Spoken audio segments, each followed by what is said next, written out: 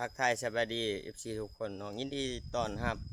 เขาสู่ส่องเบาเขียนคนหากินเนาะทุกคนวันนี้เฮาก็จะขึ้นภูนะทุกคนนะกับผ่านใหญ่แล้วก็มีผ่านกุ้งอีกเนาะ3คนทุกคน แต่ว่าตอนนี้ก็เป็นเวลาก็ประมาณ9 โมง 10 โมงเช้าแล้วเนาะแต่ว่าเบาเขียนกำลังเตรียมเครื่องเตรียมของเนาะตอนนี้ผ่านใหญ่เพิ่นยังกลับเมื่อบ้านอยู่ทุกคนเราจะเตรียมเครื่องถาผ่านใหญ่กันเลยเนาะเมื่อเอาลงมานะทุกคนแต่ว่าบาวเคนเองก็ยังรอถาเพิ่นก็ว่าได้เนาะทุกคนเพิ่นยังเมื่อน้องมาอยู่คนสูงพุ่นละเพื่อนพ่อหนาใหญ่พุ่นละเพื่อนเพื่อนพันใหญ่กันเลยเนาะไปถาเพิ่นอยู่เพื่อนเพิ่นว่าให้เมื่อถาอยู่เพื่อนเพิ่นเนาะทุกคนพร้อมพันกุ้งเพิ่นว่าตอนนี้เขากลับมาหอดเพื่อนพันใหญ่ไปทีมหอยแล้วเนาะทุกคนกลับมาร่วมตัวกันแล้วทุกคนไปนำกัน3 คนมื้อนี้มีพันใหญ่แน่แล้วก็แม่ทัพเนาะทุกคนไปตอนนี้เราก็พร้อมแล้วทุกคนเดินทางขึ้นภูหลังจากเราพักผ่อนมาโดนเติมเนาะเปลี่ยนพันใหญ่ตอนนี้เราก็พร้อมไปแล้วทุกคนทุกคนตอนนี้เราก็หอดมอลังภูเลยเนาะทุกคนก็ทางผ่านจิตผ่านกุ้งเพื่อกันจะได้ย่างขึ้นก้อนแล้วเนาะทุกคนเหลือแต่บ่าวเพียนเองเลยแดดก็แดดที่นี่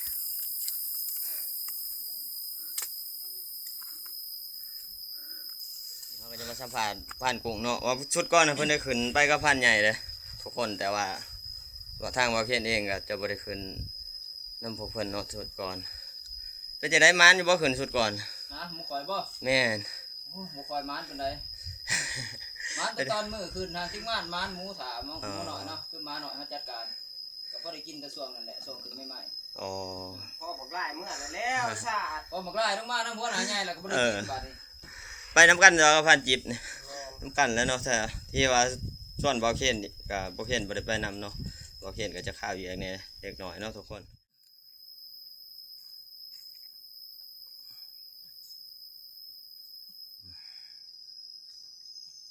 ตอนนี้มันก็เป็นเวลาประมาณบ่ายโมงกว่าแล้วเนาะทุกคนตอนนี้เขาก็มาหอดหอยละห้างใหญ่ก็ว่าได้เนาะทุกคนใส่ที่หอดเนาะเขาก็เพิ่งหอดเครื่องทางทุกคนเลยตอนนี้ก็เป็นเวลาก็จะเข้า2 โมงกว่าเนาะทุกคนก็พวกเขากับพระท่านกินเขาดอกเพราะว่าเป็นผ่านใหญ่เพิ่นว่าจะเลาะครัวเมื่อเลยพุ่นแล้วเป็นกลัวสิหอดเที่ยงหน่อยพุ่นแล้วทุกคน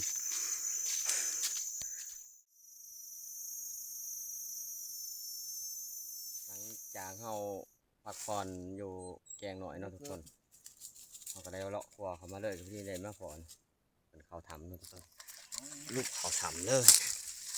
เห็นแต่หางมาได้สินี่บักกุดโอ้หางบักกูดหางผ่านกูดโอ้จะได้เลยทุกคนเลยโอ้มันเห็นเลยนี่ผ่านกุชื่อเสียมากใหญ่ก็กำลังเปิดไฟช่อง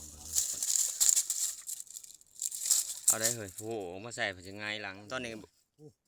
ก็บักไล่ได้เขาไปหอดยังไงทำเนาะทุกคนมัน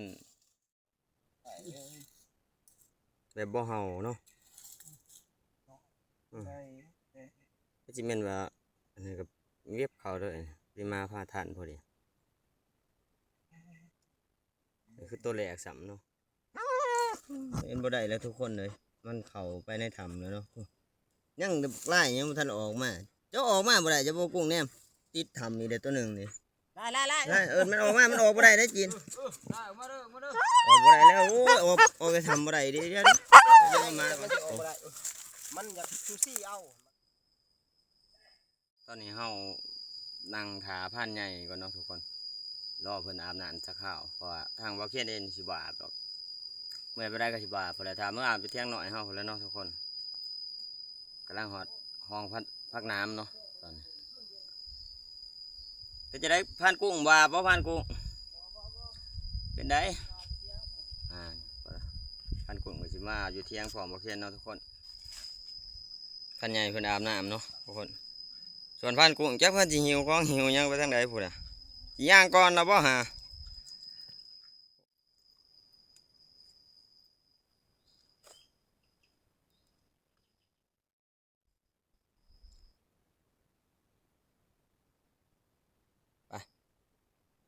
บ่าวเคนจะพาไปทุกคนไปเลาะเบิ่งเนาะตอนนี้ม้าเฮากับเฮาแล้วเนาะตอนนี้โอ้ยอยู่ใจลุ่มพุ่นแหละทุกคนไปพวกพันกุ้งกับพันจิตเพิ่นเดินทางก่อนนะตอนนี้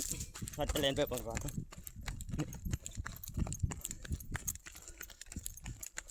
โอ้ไม่กดนี่บักไล่เฮาเนาะทุกคนนี่แค่เขาทำอีกแล้วนี่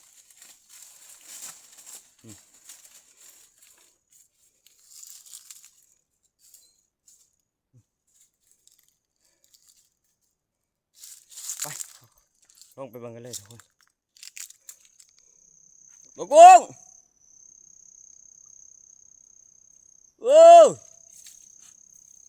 ตอนนี้เขากำลังเอินผ่านกุ้งกับผ่านจินเนาะเพิ่นเขาทำอีกเลยทุกคนเขาเริ่มหินเลยลงมานำเขาไปเนาะเกือบออกมาไม่ละโอนผ่านเกือบเห็น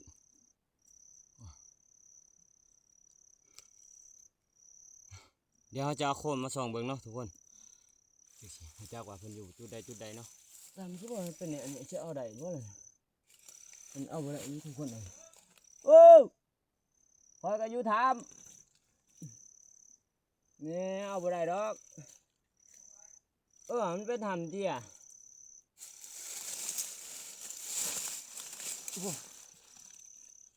ไล่เอาเขาไล่เขาทำอยู่เดียวเพื่อนมันคือเก่าให้ฮักซองเห็นอยู่บ่เป็นเห็นแล่นเด้บ่นี่บ่ได้อีกคือเก่าทุกคนเลยตอนนี้เอาทำแล้วเอาน้องมาอยู่เนาะน้องมาบ่ทันออกอยู่มาเกิบเนาะทุกคนปาดไปช่องโตแล้วเนาะทุกคนเนาะไปเฮาเอาน้องมาแหละย่างกลับเที่ยงหน่อยเลยทุกคนแต่เฮาย่างมานำทางเนาะทุกคนกะเฮาได้พอกันกะซองแต้มเนาะแต่เอาบ่ได้พ่อโตเนาะทุกคนเพราะว่ามันพอตัวได้กับเขาได้ทำเนาะพอตัวสุดท้ายเนี่ยตัวที่สองกับเขาทำเหมือนเดิมทุกคนน่าเสียดายนี่ก็คืออีกจุดหนึ่งของด้านขาเนาะทุกคนหินนี่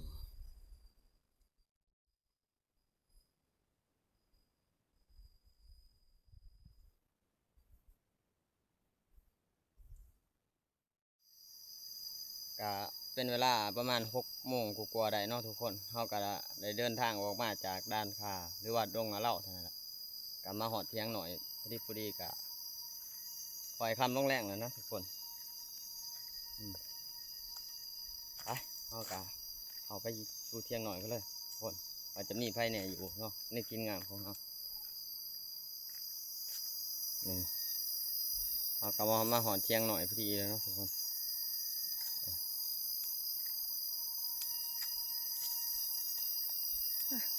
ทีมงานเขาไปใช้กันเบิดวะบ่อยู่วะ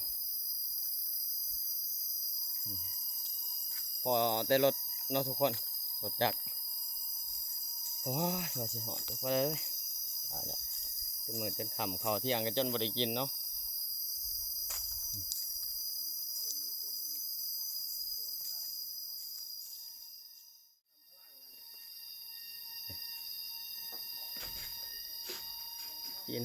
ทีมงานเฮากับบริยูเนาะทุกคนยานเพิ่นใหญ่ไปอยู่บอนใหม่เนาะตอนนี้จะซีเมนต์พวกเบาเข็นครับไปทับกุ้งนะท่านจิตเลยอยู่มื้อนี้ทุกคนเลยเอาก็สิไปใส่งูเนาะทุกคนตอนนี้เบาเข็นก็ได้จี้เขาแล้วไปเทียมหอยเนาะเอาก็สิไปใส่งูเพราะได้กินมื้อเช้านั่นแหละทุกคนเพราะได้ปลาซิวอ่าวเนาะเพราะได้อูสู่ทีมงานเฮากินมื้อไป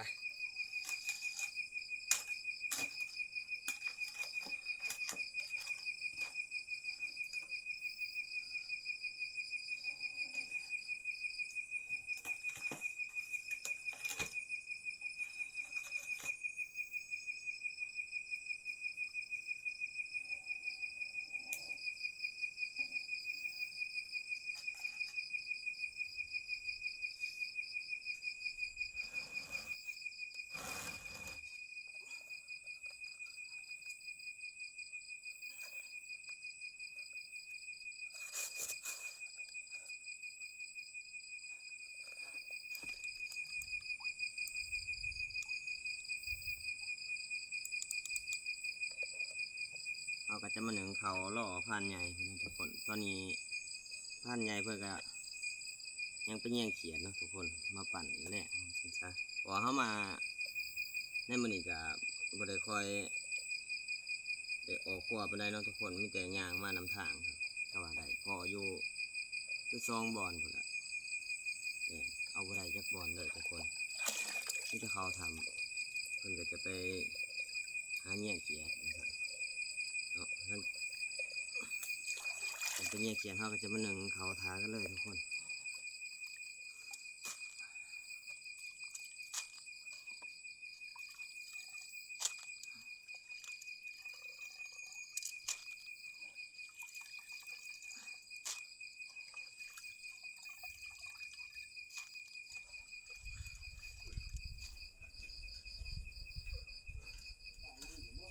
ครับเดี๋ยวนั่งเห็นที่ปุ้ยก็กินน้ำกันจังเป็นช่วงสรุปเอาทานนี่ใส่เขียนเอากันจะต้มเนาะทุกคนจะได้พอได้กินดีหรอก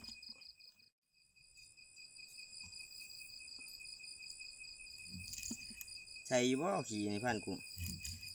เอาเป็นแบบว่าเขียนไม่ค่อยเราเป็นได้ยามเป็นวัน6ตัวนี่เป็น7พอดีตัวทองไข่ลูกปูป่องเห็ดได้ก็เห็ดว่ะ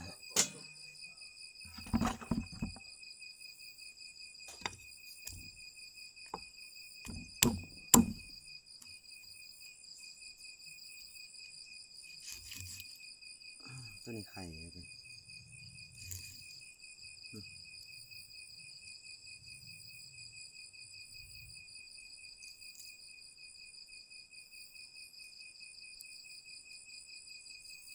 อยู่น้องไม้แห้งนี่คนมือแรงความอยู่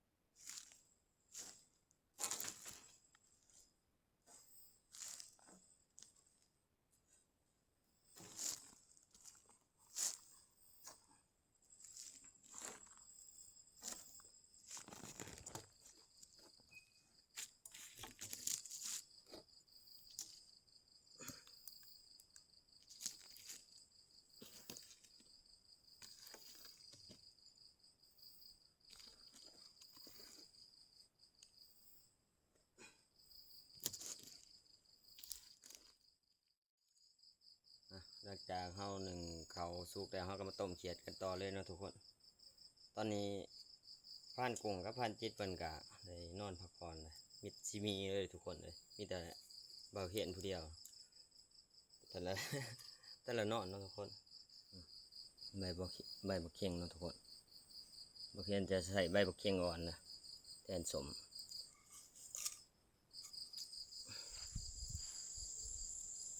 หลังจากเขารอน้ำมันเดือดเนาะทุกคนเขาก็จะเอาเขียดลงเลยเนาะ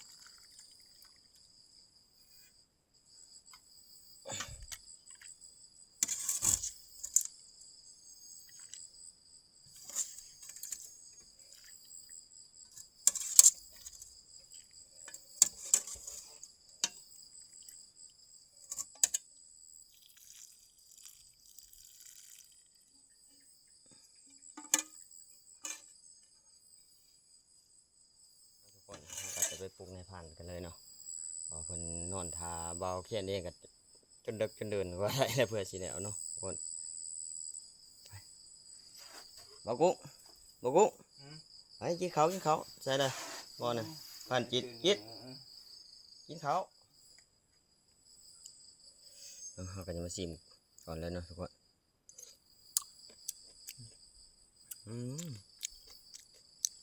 คักบ่กุ้งมาเด้อชิมก่อนเลยเนี่ย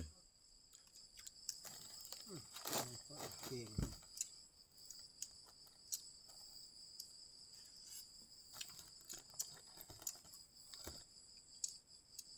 ยังละเกิบใจเย็นตัว เอาจากนี้เอาไปอุ่นให้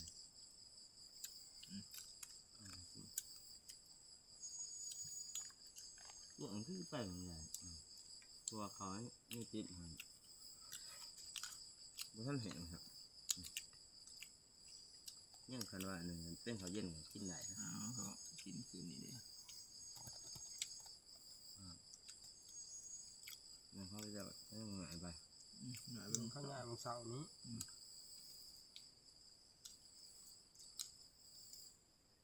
มาวันนี้เขาอยู่นี้ เอาหมกตอกมาให้ชม ใบเค็มมันสมกว่า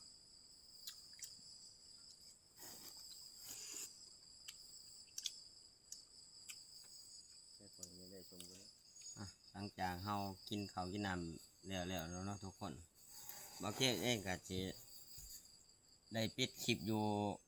หม้องนี้เลยเนาะทุกคนเพราะว่าบ่เค้กก็อยากนอนแน่เนาะมันก็ย่างมามื้อนี้ก็เบิดมื้อแล้วมาเพื่อมาหอดเที่ยงหน่อยก็จนค่ำจนมื้อคือทุกคนเห็นนั่นแหละมาหอดในระหว่างนี้ก็บ่เค้กก็สิบ่เว้าหยังไรเนาะทุกคนเนาะบ่เค้กเองก็พอโตวไปพักผ่อนก่อนเนาะเพราะว่าเมื่อยร้ายทุกคนเลยมีแต่ว่าเจอกันมื้ออื่นเนาะทุกคนเนาะคือว่าตอนเช้ามื้ออื่นพุ่นละ